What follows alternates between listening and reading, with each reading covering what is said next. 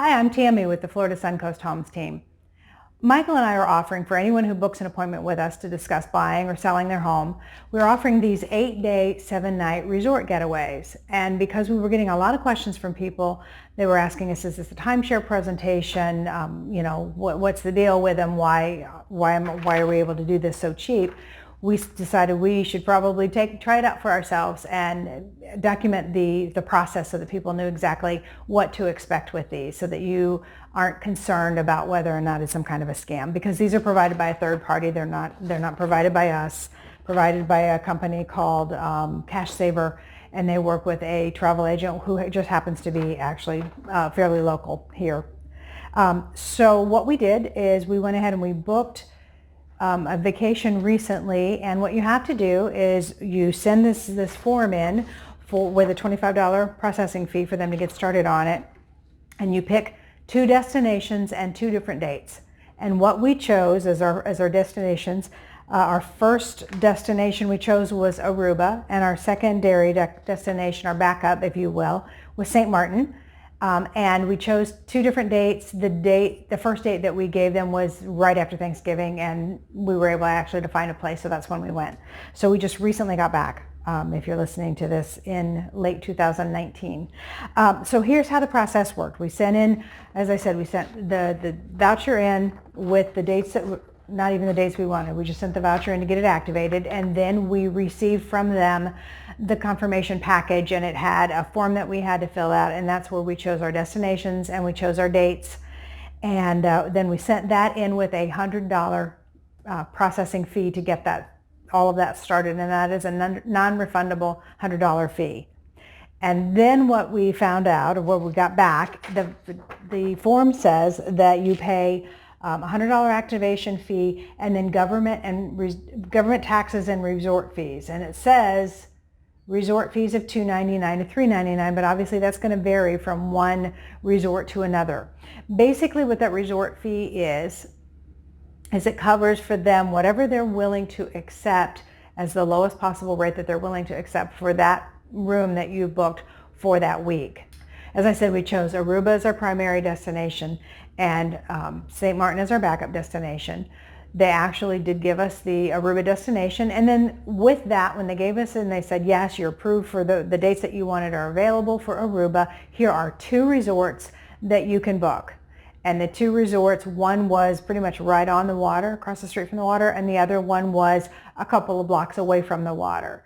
And then they also said in the first location, here's what's available. And at the time it was just one small efficiency hotel room that was available, and the other destination that was a couple blocks off of the water had different size rooms. You could take a 1-bedroom, 2-bedroom, and I think they even had a 3-bedroom option. And each of those had different price points associated with them. So we went ahead, we wanted to be right on the water, so we chose the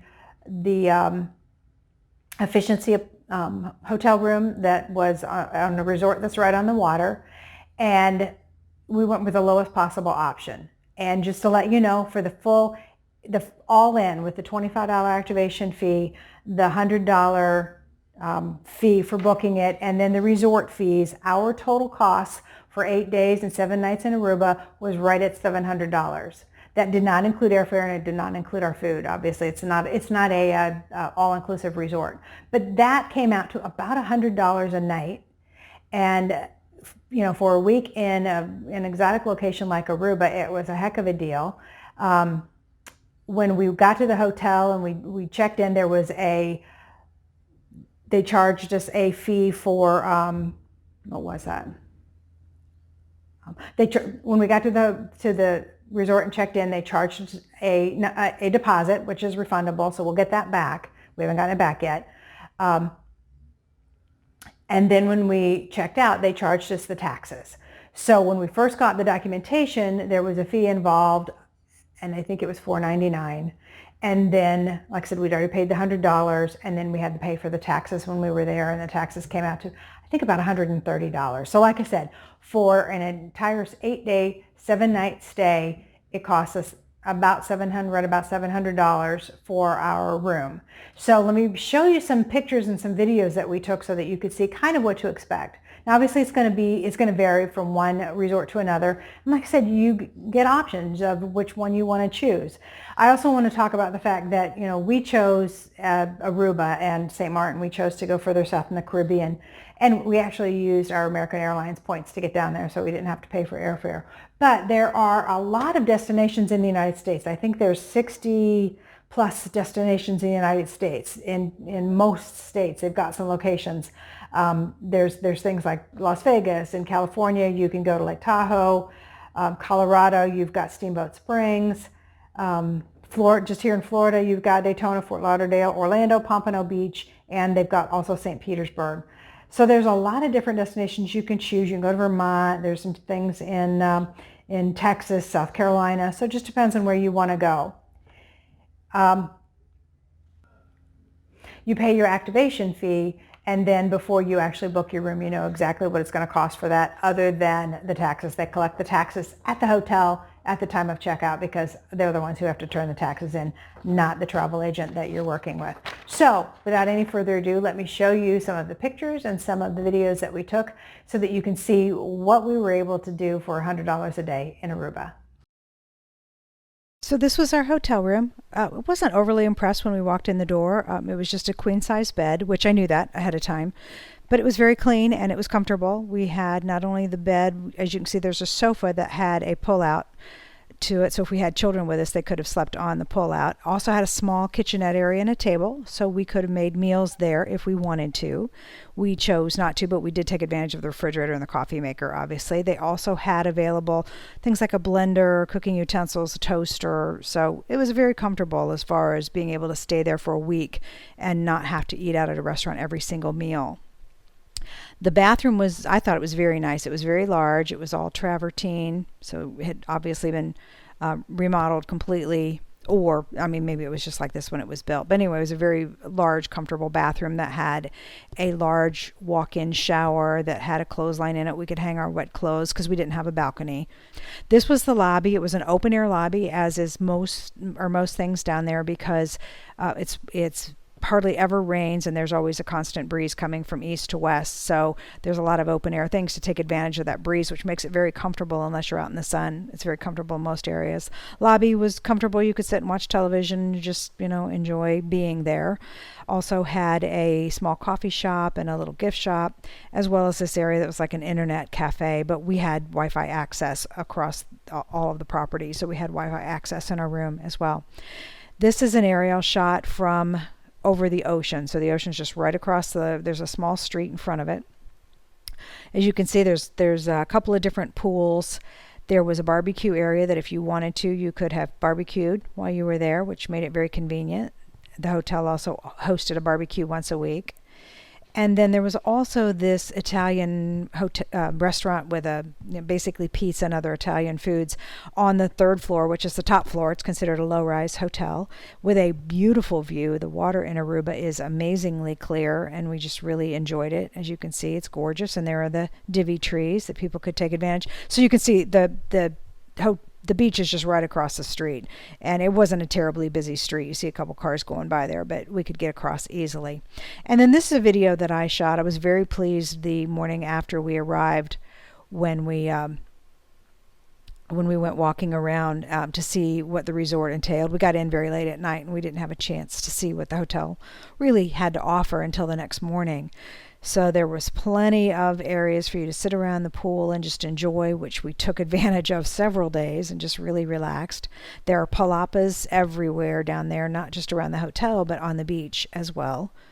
Again, as I mentioned, it's just a 3-story hotel, so it's considered a low-rise hotel versus the high-rises further down, like the Marriott properties like that. Had a little kind of, I won't call it a lazy river because you couldn't get in it, but it had a small little river feature area, which was just nice and relaxing, and it had a kiddie pool, had a couple of spas. I'm not going to call them hot tubs because I don't think they were heated. They just had bubbles, but very relaxing.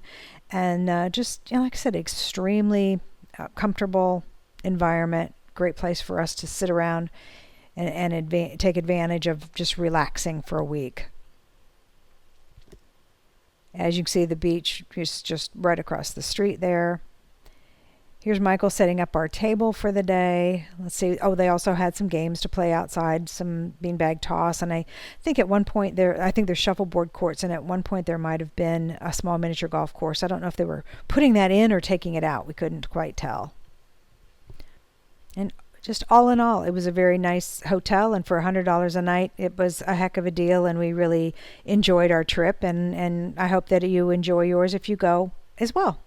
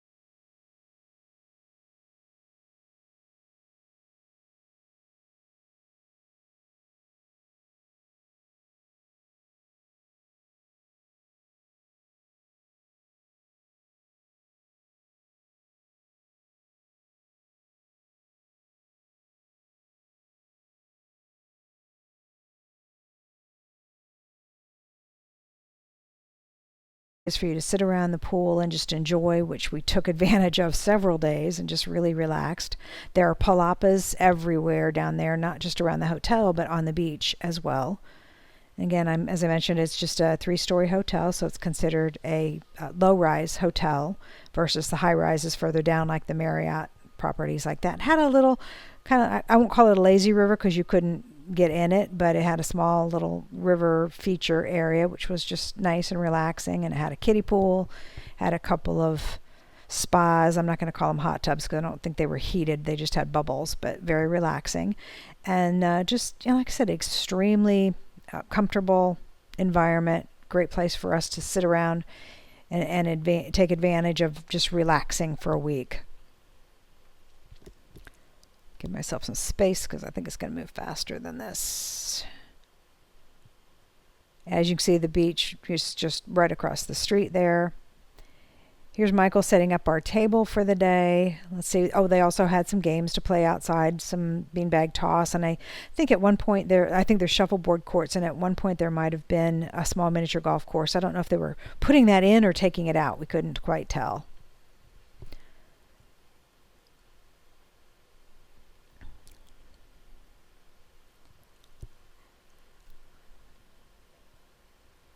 And just all in all, it was a very nice hotel, and for $100 a night, it was a heck of a deal, and we really enjoyed our trip, and I hope that you enjoy yours if you go as well.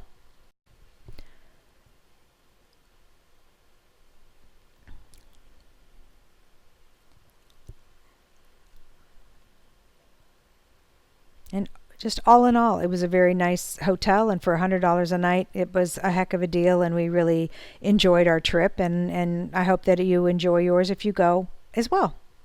I hope that you enjoy yours if you go as well.